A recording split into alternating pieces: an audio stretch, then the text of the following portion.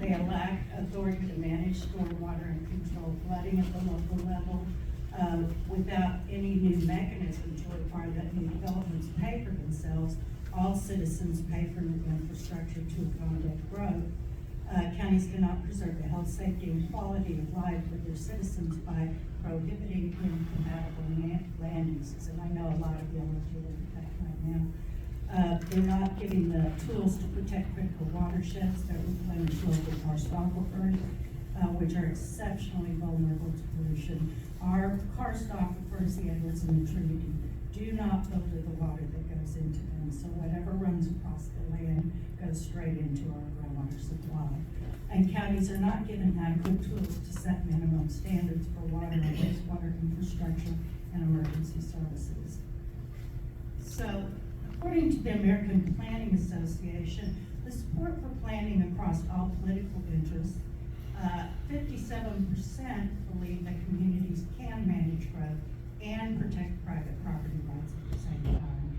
And private property right protection is the reason that the legislature gives us for really limiting authorities in the unincorporated area. Thank you.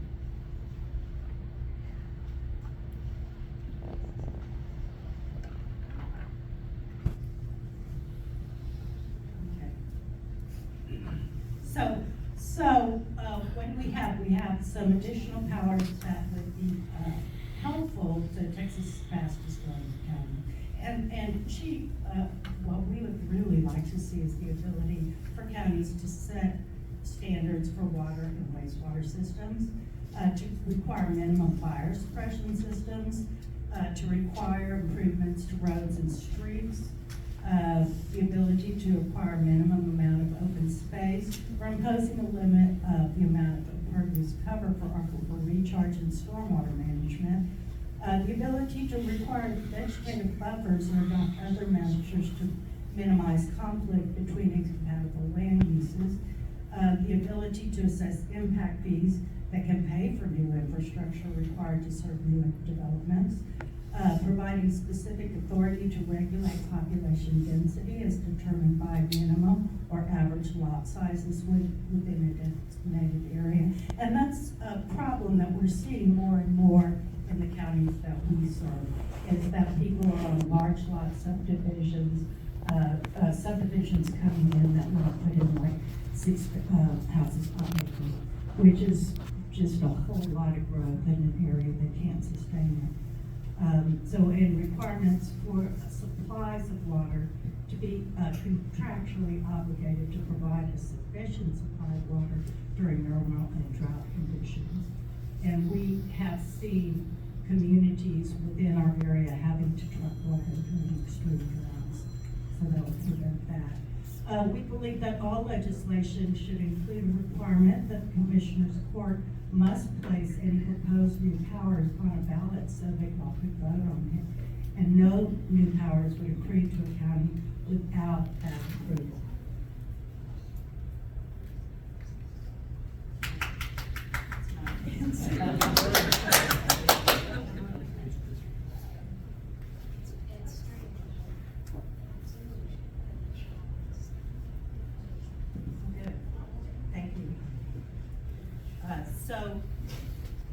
Limited zoning authority would allow counties to promote development according to compatible land uses, and thus prevent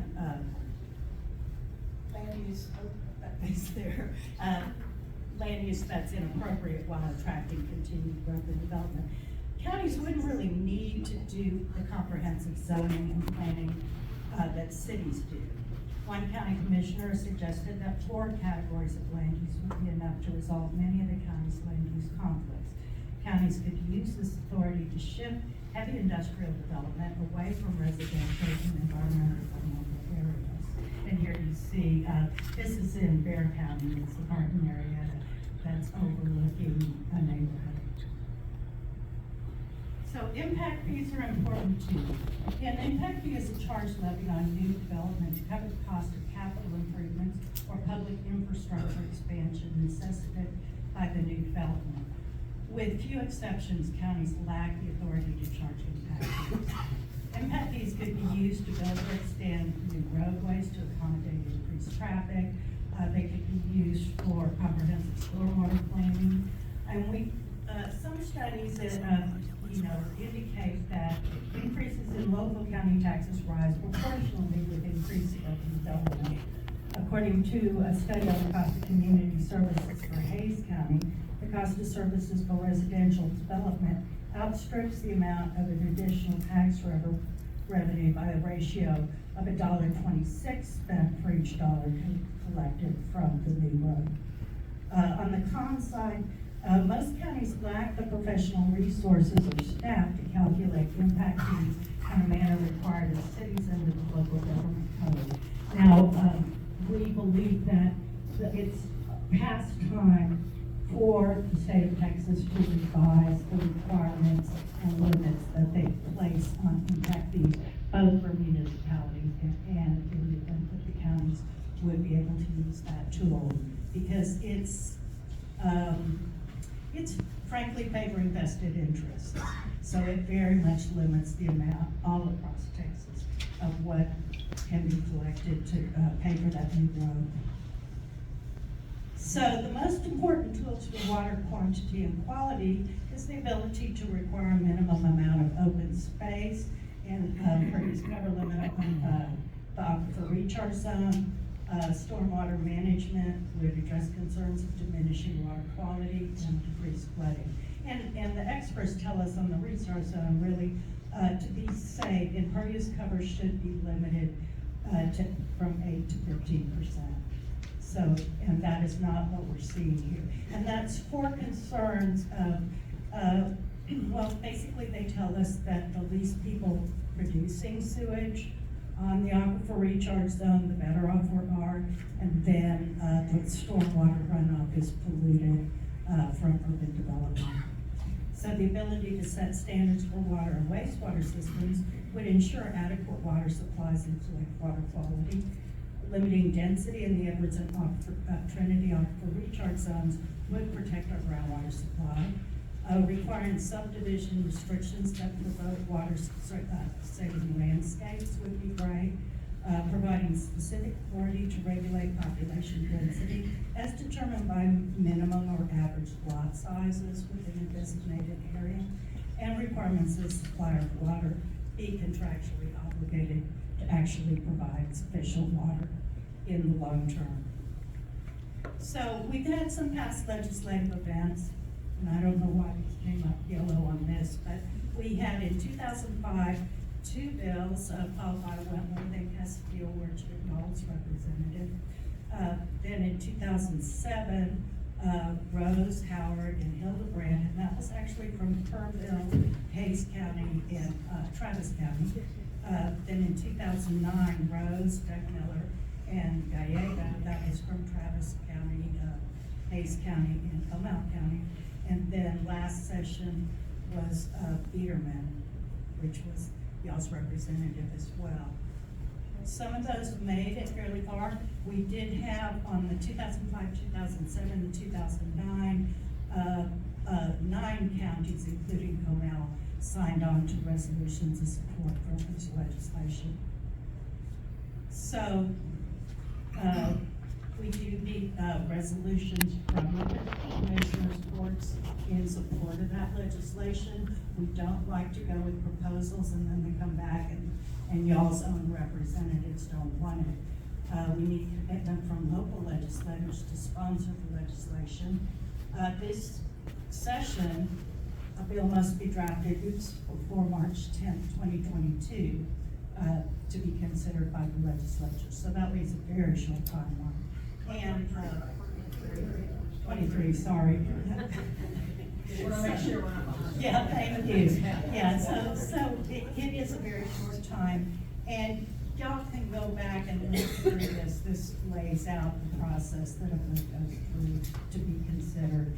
And even before, the bill is actually filed, the legislator needs to give it to the legislative council to draft the bill and everything else. So, we're kind of behind the race here.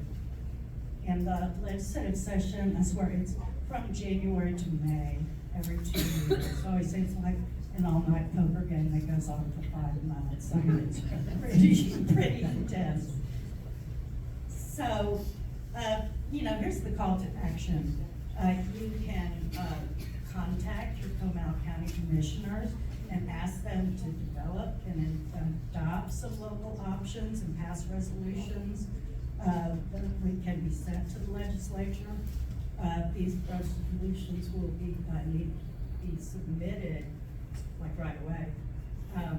And so that would affirm, you know, and you could do this cafeteria style. It doesn't have to be for the whole hill country. In the past, those past legislation included anywhere from 15 to 9 counties, but it's conceivable that you could do it for just Comal County and ask for some authority that's needed. And then you need to contact your state representative or senator, because it's really best if these bills are filed by the representatives who represent those areas. So what we're facing here, and this is across our whole service area for the Zoc lines, it's rapid regional population and urban growth, which is going to continue. Multiple jurisdictions with no coherent plan for vision of the region, publicly funded infrastructure projects that encourage growth in sensitive areas, and no land use powers. And so we're here to help however we can with, like I said, imposing some civilization on the road that's coming. So for more information, you can contact us. Thank you.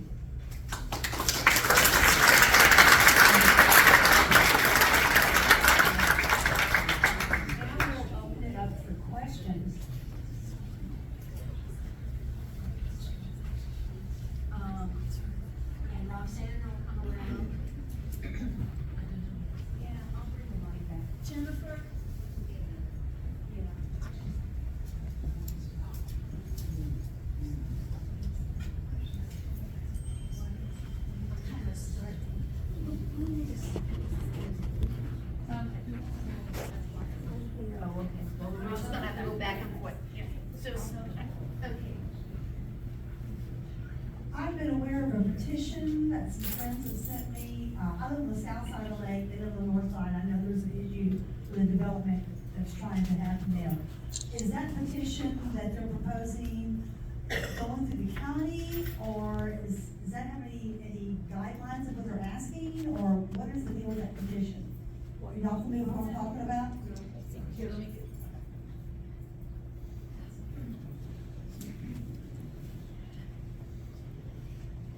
I have seen the petition, and it is basically opposing one of the new subdivisions that's being in the proposal stage right now, and it's opposing also the road connectivity from their stub out essentially. And that brings up a couple of points that I want to make, and right out of the local government code that I referenced to you guys. There are specific rules in that chapter 232, and I'm just going to read you a couple of them so that you know what we're dealing with. It says, unless otherwise authorized by state law, the Commissioner's Court shall not regulate under this section the use of building or property for businesses, industrial, residential, or other purposes, the bulk, height, or number of buildings constructed on a particular tract of land, the size of a building that can be constructed on a particular tract of land, including without limitation and restriction on the ratio of building floor space to the land square footage, which is your impervious cover. And then the other one is the number of residential units that can be built per acre of land. Those are rules right out of the statute. And we don't have the authority as the county to buck this system. Yeah. I'm sure there are. Yeah. I mean, I know. But I need to get other questions.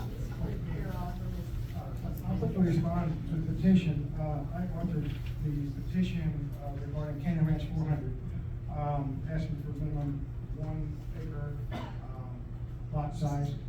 And I know you guys currently cannot do anything about that. The purpose for that petition, we plan to go to the developer, we plan to go to Yellow Horton with petition to ask for some movement in that regard. The only other thing, and the petition about the cut through is a separate petition to the county. I'm only commissioners. aware of one. Well, there's actually two. Okay.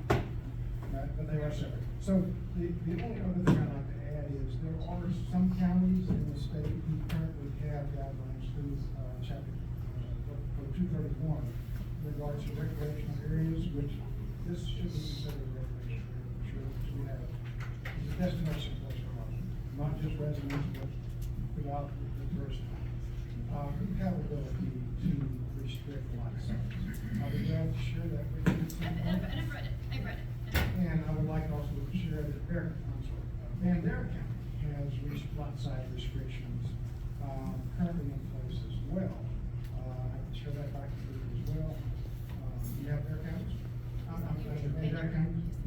So then my question is, what is being done from the Comal County Commissioner's Court towards exactly what Ms. Keys and represented as issues here?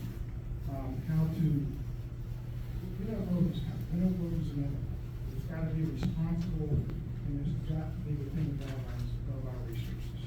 So, thank you. So with regard to lot size, there are different categories of lot sizes that a developer can opt for. So if they choose not to provide public water or public wastewater, then their minimum lot size is 5 acres or more. That would require the person who's buying the property to have their own well and their own septic. Now, if a developer is opting for a public water system, such as Caney Lake Water, which is our provider in this area, and they want the residents to do their own septic, then the requirement is 1 acre or more. And if a developer wants to have public water and public wastewater, which you're seeing with some of these high-density developments, then they can do that if they do wastewater treatment. And then that wastewater treatment, those plants that they propose, that is out of the county's hands. We regulate the on-site sewage, which is your normal septic systems, but the wastewater treatment, that kicks up to the state. And so we don't have a seat at the table in that conversation.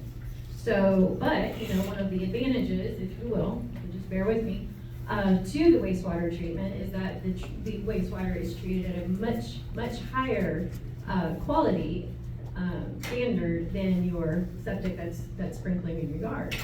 And it's regulated daily, and it's operated by professionals. It's not something that Joe homeowner is just had it out in their yard, and then once a problem arises, it's already probably way past where the problem started. So the wastewater that's coming out of that is much cleaner. And all up and down the Guadalupe River Basin, there are all municipalities have them. Many of the different subdivisions and stuff have wastewater treatment, and all of those things are being recycled. And that's kind of the fact of how the water is handled. So, but that as far as lot sizes, we also are able to enforce some flood mitigation for the impact, and we do require water availability studies, and those are produced by either the developer and their engineers if they're going to provide their own, or the water company itself to certify that they have that water supply for the new subdivisions that are being proposed. And one of the misconceptions on that, especially in light of us being under drought restrictions, is that water supply and drought versus flood are completely separate considerations at the state level. So yes, while we've been on water restrictions and all those types of things, the water supply itself is still considered healthy, and the water providers are still able to certify that they have that water supply for everything as it would be built out at the maximum level, plus whatever they're going to take into their system. So that's how that water availability is considered. And then also road specifications, we are able to require road quality and everything else, and we don't build the roads, the developers do. So they do that out of their pocket, and that is passed on to the people who buy into those subdivisions. So that's another misconception sometimes. But anyways. We'll take another question back here. Oh, I'm sorry, I thought you had your hand up. Thank you. Good afternoon. Thank you for your presentations. I live on the south side. I happen to live in a lot that has Canyon Lake water supply and have my own septic system that's there. It's a relatively new house. Can everybody hear me okay? Yes, okay, great. All right, so one of the speakers earlier said that 57% of people believe the rights of landowners can be protected and still add, I'll call them regulations. I'd like to understand how that poll or how that number was arrived at. Maybe it was mentioned earlier, I came in late. And I'd also like to understand how landowners' rights and their attendant economic interests are protected with all the new rules that are being proposed as to add with guidances and what incentives, and I'm not a big landowner in Comal County, so I'm not asking it from my own perspective. What incentives are there for land taken out of potential development to a landowner who's got a large tract? Would they not be grandfathered? Would it be a question? And would it not be considered a taking relative to getting some of these things passed and discussed? Because I can see that as an issue that a landowner would request. So thank you for hearing my questions. Sure, I'll answer the last one first, and then you'll have to remind me of, because you have a lot of questions in there. But there are the opportunity to actually do permanent preservation, and there are several programs that will actually pay the landowner to put a conservation easement on their property. There's also very generous tax implications, so tax deductions that can be taken out over a period of time to allow the landowner, so that it's not a takings or barrier where you don't want to be imposing. Now, when you asked about the grandfathering, typically the grandfathering kicks in Texas. Texas is very liberal with grandfathering, so that is to say that we can't regulate something that's already in the works. So if there's already a plat approved, if there's a utility service agreement for water or wastewater, those would trigger grandfathering. But if there are no plans for development, then that land would come in under any regulation. And I will tell you the grandfathering is very generous, because we passed in San Antonio, we passed our water quality ordinances in 1995, and we're still having projects that come up that say they're grandfathered. So Texas is very liberal on that. And you had one other question? Yes, an earlier speaker mentioned that 57% of people believe, I wondered where do those. Right, that came from a study that was done by the American Planning Association, and I do not have the methodology on that. But see, let's do in this room a show of hands. How many of y'all think that we can achieve a balance between having good regional planning and protecting private property lines? Raise your hand. Okay. So that's more than 50% of this room. Thank you.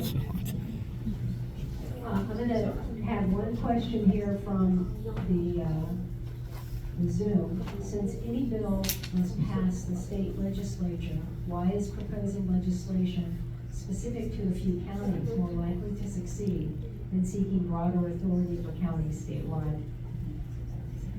Yeah, because the legislature, okay, these bills go to committee. The committee can determine that it is a local and consent bill, which means that it can be passed by committee rather than having to go through the full approval of the House and Senate. And that's, going for full approval is really problematic, because in any given session, you have about 3,000 bills filed, and they will only actually vote on a small percentage of that. But if it was just confined to, say, Comal County or Comal County and some of your neighboring counties, like the past bills have been, it's eligible to go to local and consent and just be passed by acclamation, basically. Can you hear me? This question is for Jens, Commissioner Fuller, Commissioner. 8 days ago, TCEQ published their usual drought map on the Guadalupe Basin. We are ground zero on the Guadalupe Basin, if you're not familiar with it. About 16 months ago, TCEQ approved a mud application for 1,600 residents location off of 306 near where my wife and I reside, Cascada. This application includes 1.7 billion, that's a B, in refunding bonds with 1,600 homes. That comes out to be $26,000 per home per year in impact fees, user fees, whatever you want to call them. Somebody's going to have to pay that over the course of 40 years. Along with another $5,000 in your county and state property taxes, and another $2,000 a year in usage of your water and wastewater for mud. You're talking about $35,000 a year for a $500,000 home. My question is, in light of all the water restrictions and also in light of the obvious terrible fiscal situation, is it possible to go through our county commissioners court and go through our state representative, state senators, to petition TCEQ to rescind that mud application that was approved 16 months ago? That would cut off that whole situation of a high density population in that area. Question?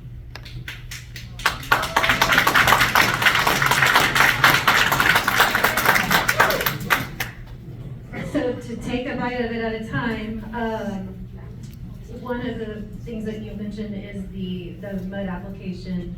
That is a buyer beware situation. That is those bonds that they would be applying for, it only applies to the property that it affects. It does not apply to the neighboring properties. It doesn't apply to any of the other residents of the county.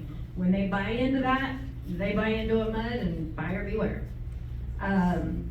And as far as to petition TCEQ, that is in their vault, it's in their court at this point as far as the approval process. And it is, the county does not have a seat at that table.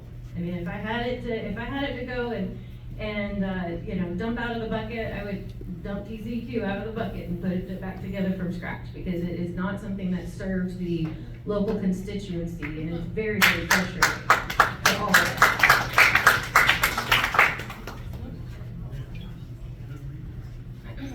I am a resident, this gentleman across the street.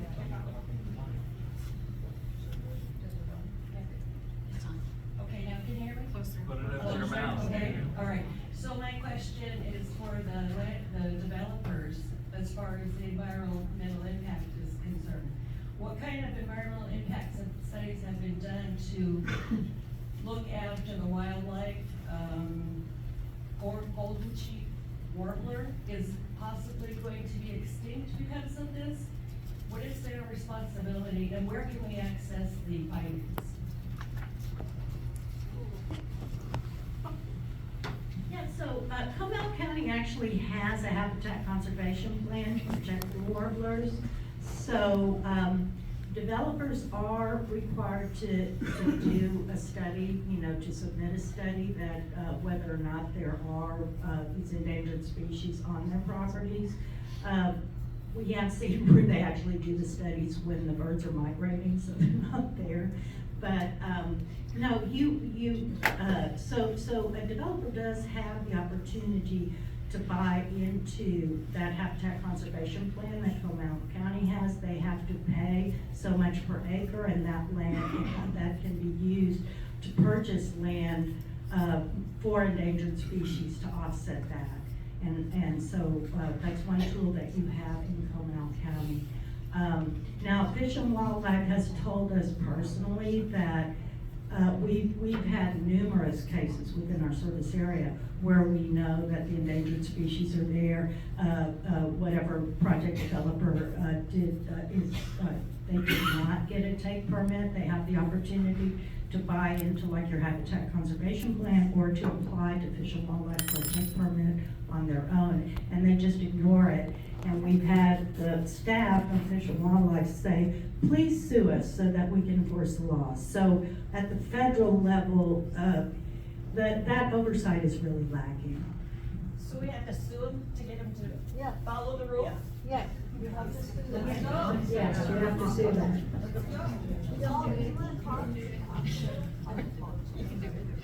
Thank you. So I have two questions. First, with all due respect, you seem to be standing behind the existing statutes. What is the Commissioners Court doing to enforce or promote changing those statutes so that we do have control?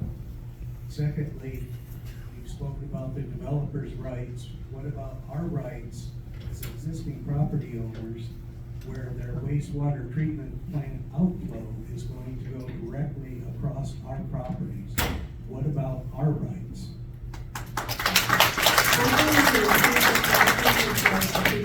You can't always hear. The first one was asking what the county commissioners are doing now to change the legislation.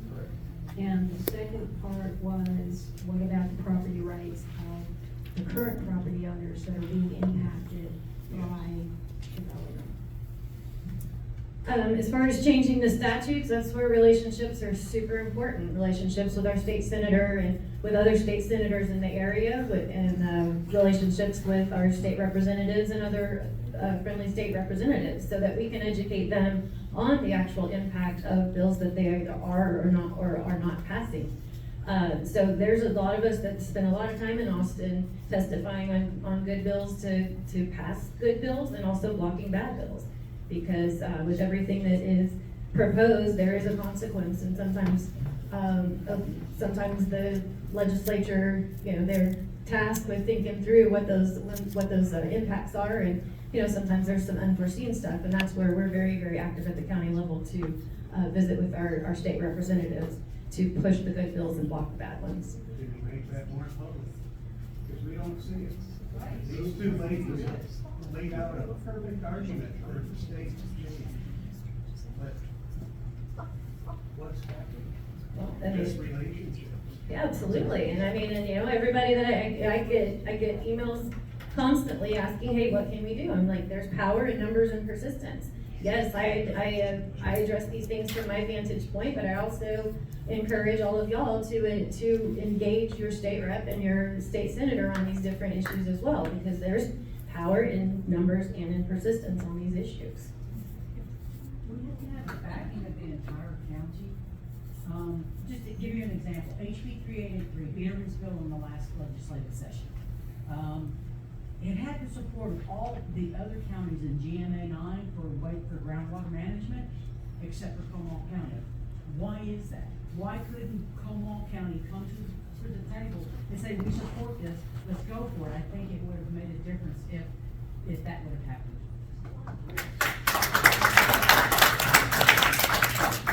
Okay, the question was about a specific piece of legislation on groundwater management. It came before the legislation that was supported by 9 other counties? No.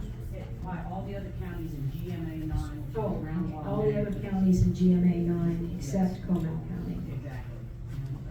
My question is, I believe you supported it then, but why can't we get the rest of our commissioners on board? We're having a problem. I can't speak for the others. But You're the only one here today. thanks, y'all. Love it. Yeah, I think that some of these bills, the communication does go both ways, and where sometimes we communicate as a unit, as a court, where we put something on an agenda and pass it. There's also a lot of singular conversations that happen, and so I was in conversation with Kyle on some stuff, and there was some good stuff in that bill certainly, and then there was some stuff that was some concern, and that may have been part of the reason that there wasn't more traction with the rest of the court. But like I said, I will not speak for them. And then another, I wanted to get back to your other question, I apologize for that, about existing property owners.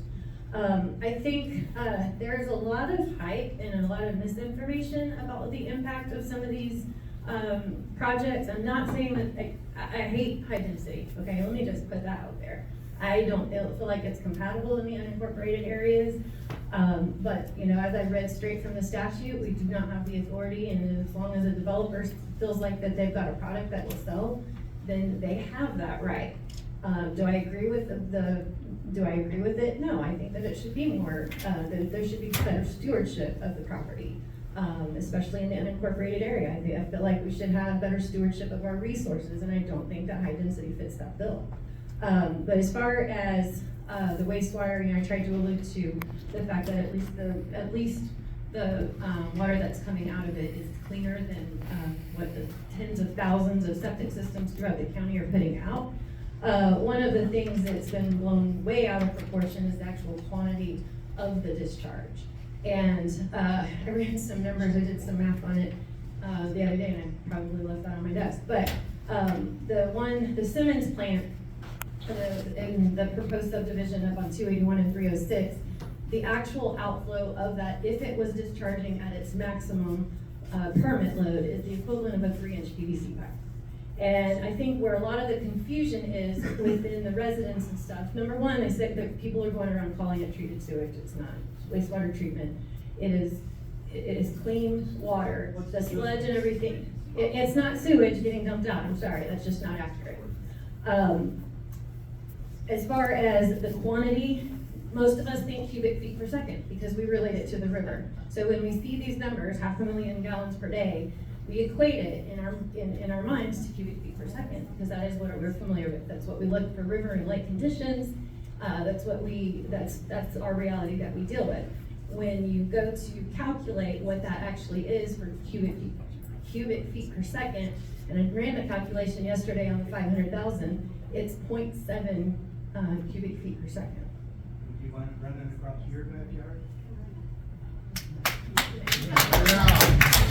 The reality is, once it's all said and done, there's very little discharge that actually comes out and it will soak into the ground for the most part by the time that we can get More off of their discharge property. comes out than out. So that's where I'm Private trying tank. to let y'all know that a lot of Private this is septic going out system. of proportion. I'm not defending this as a method, but I am trying to get some facts out there as far as the actual impact. There are other wastewater treatments in the area. There's some in some of the newer subdivisions, and I know Annalise is on task with all of those things. Very few of them have any kind of flow that is even escaping the property in reality. Yeah, I just want to, because what's happening here in Comal County is exactly what happened in northern Bexar County like 20, 30 years ago. What you saw was a whole bunch of municipal utility districts building their own infrastructure. A lot of it was over our Edwards Aquifer recharge zone. A lot of that infrastructure isn't very robust. And so what happened was that San Antonio Water Systems had to take over all of those individual systems and incorporate them, integrate them into our system in order to protect aquifer water supplies. So, you know, I know I saw it when I was in Africa, a lot of leapfrog developments, technological developments, where people went from landlines, they never had landlines, they went straight to cells. You guys have the opportunity to actually do better and more comprehensive planning, and you should insist that the state enable you to do that, and you will avoid these pitfalls that we've already seen down the road.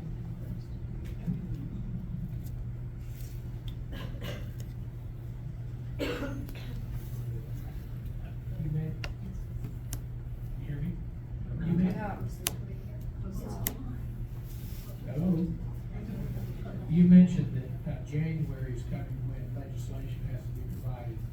And I'm wondering, do any of you have a list, if you will, of resolutions that neighboring counties have put forth that we could get a hold of so that we can go to our county commissioners, ask them to get on board? The question was whether or not other counties have resolutions already prepared that could be used to take to the Comal County Commission. Yeah, So I don't know that we have just a pocket full of resolutions, but the commissioners and judges across the state, we work very hard to communicate our message to our state representation. And we devise at the regional level and also at the state level, we have a vast list of resolutions, and I would be happy to provide them to you and give you my email address. And some of them do have to do with the exploitation of some of the development, including the way that MUDs are established and stuff like that. So there are specific resolutions that we're doing at the association levels, and that requires the buy-in of the commissioners and judges, and that's where we're working together to really unify behind those messages. So I'd be happy. I've got the South Texas stuff. I've got all of them actually. I can send you. But the state association, we just passed our resolutions in October as well.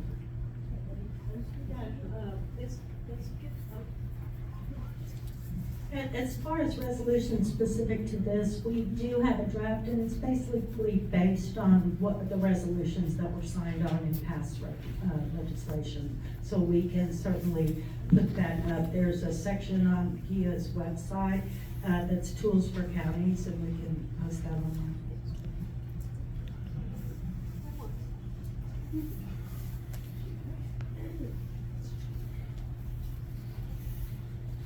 Am I being heard okay? Okay. I guess my two-part question is, Jen, are you and our representatives in Austin passionate about protecting the Canyon Lake area and the Texas Hill Country? Because I can't tell how you really feel, how passionate you are about this topic. No offense. You seem very practical. I guess that's a good thing. And the folks in Austin, are they an adversary or a partner in this effort? And the second question, previous panelists mentioned a tipping point. Is Canyon Ranch the tipping point? Because I feel like Canyon Lake will never be the same when that's done. Thanks for your We have 2 questions. One is asking Jen if she's passionate, and if the representatives in Austin seem passionate about preserving the hill country. Okay. I am a 4th generation Texan and I grew up on a family farm. The fragmentation of property breaks my ever-loving heart. Okay, I am passionate about that. I want that farm to stay in my family every bit as much as I want these big properties to stay in the families around here. And that's one of the reasons that I'm so supportive of these organizations, because they're helping people put stuff in conservation easements and protecting those. So yeah, the short answer is I'm very passionate, and I have the lineage and the heritage to prove that. And then as far as our representatives in Austin, I mean, I can't speak for them. I won't, I can speak for Jen. But I work very hard to have good rapport with them and have open conversations so that they'll hear our side, the side that I'm carrying for every one of you guys that I see at the grocery store and I see at the gas station and everything else, and that I answer to. And I feel like I do a good job of holding them accountable to carrying the water for the people they work for. County government is very close to the people. I mean, I see you guys out in public all the time. I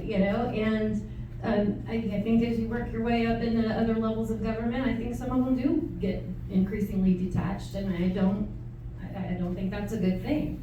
But as far as those conversations and that rapport, I do my best, and I mean, Joyce can attest to that. I'm sure that we've got each other's cell phones. We call each other at night.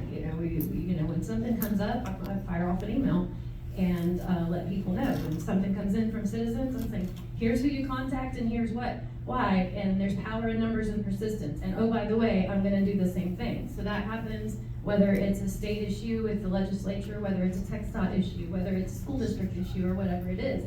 My job as a commissioner a lot of times is helping navigate those issues. And that's exactly what I do from day to day. Yeah, so you asked about what the tipping point is, and it's a little bit scary because we really don't know. We don't have the science to tell us that. What we look at when we look at the state regulations and local lack of regulations in protecting our groundwater supplies, they are not adequate to protect it. Southwest Research Institute recently did a study that was commissioned by the city of San Antonio. That was very scary, and so it was looking at the impacts of sewage, all sewage systems, you know, the septic systems, land application, and direct discharge in the Helotes Creek watershed. And that Helotes Creek is an Edwards Aquifer recharge creek. So it was very sobering in that they said that additional wastewater, no matter what method you're using to treat it, would be a direct threat to the aquifer, and they don't know how long it would take, but ultimately it will. Now, we know in other karst systems, there have been outbreaks of cryptosporidium that traveled really, really quickly and killed people, and that's one reason that we're working so hard and taking care of that. But as far as the tipping point, we don't know when it is. There hasn't been enough studies done, but we do know that the scientists are telling us that we cannot keep on going the way we're going. Thank you both for your response. We're gonna take one more question. This is the last question. Oh, you wait. Sorry, someone else raise your hand. I'll ask. Right here. Hi. I want to thank you, all the speakers. This has really been enlightening. I know that a lot of us have had a lot of questions. And I think you framed the problem really well. My concern at this point is, other than some philosophical or some good ideas that you put up about what we need to do in the future, I'm not hearing any hard solutions. There are, right now, there are things that the county is responsible for. And I haven't heard anybody explain to me, with all of these additional people, what we're gonna do about law enforcement, about emergency services, about traffic, about road conditions, those, infrastructure, those schools, those are the things the county does have a say in.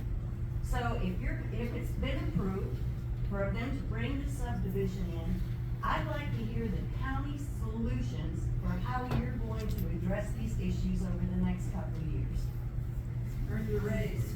Okay, the question is, are there hard solutions? I'm gonna make a comment here. I think what's really clear from the entire discussion is it's really important for citizens to speak up. It's really important for you to speak up at a local government level, state level, federal level. Contact your representatives. They're there to represent you. I've gone to county commission courts where there's maybe 2 or 3 people in the audience.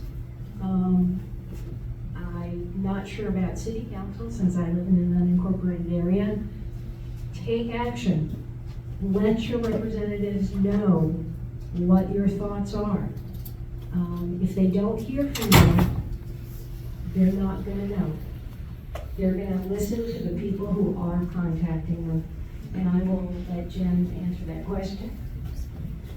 Those were great points that you brought up. And, you know, one of the things that I would reiterate, as far as roads and law enforcement in the unincorporated areas, those are under the county's purview.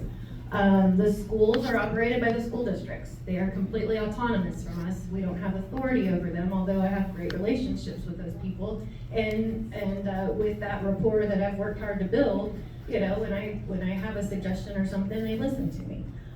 Same thing with the first responders. In the county, we have ESDs, and they're autonomous and completely separate from the county as well, from Comal County government. And so they do their strategic planning as well. And I have been great communication. I have my hours once a week out of the fire station. So I mean, I'm in the trenches with them and keeping tabs on what's going on with them. And there's some overlap too, for the sake of efficiency, when you talk about 911 and all of that. We are consolidated and everybody is in their own little kingdom on that. So there's a lot of things we do to be more efficient, but they also have their own authorities when it comes down to their planning, their strategic planning and stuff. And so they know we're all in communication, they know when these things are coming and how to adequately plan for them. And we work very well together, but we are separate pots as far as that goes.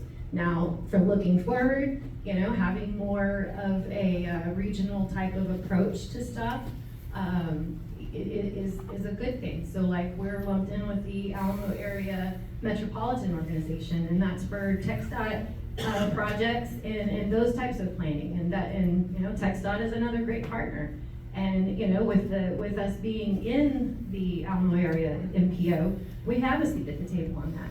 As far as these other things that you asked, and with first responders and roads and stuff like that, or with the schools and stuff like that, we don't necessarily have a regional approach, and that is definitely room for improvement. And so just rapport alone isn't gonna solve that, but it's a start.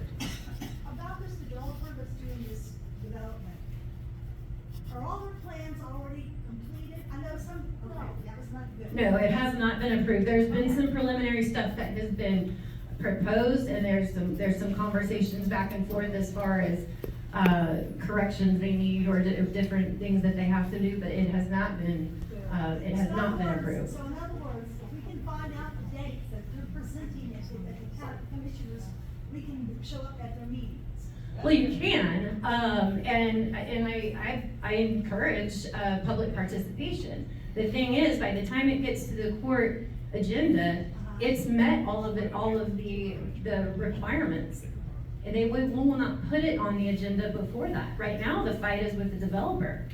If the developer was willing and able to change their plans and do what is statutorily and according to our subdivisions is once they fulfill all those requirements, if they can change what their plan is, that's where you can affect stuff. But once they've fulfilled all those things, it's not an emotional decision for us. No, I don't like the high density stuff at all. And the fragmentation of land bothers the heck out of me. I don't like it. But I can get that to you. But like I said, once it reaches the point of being on the agenda, it's basically a ministerial decision at that point. This is a rubber stamp. That's nonsense.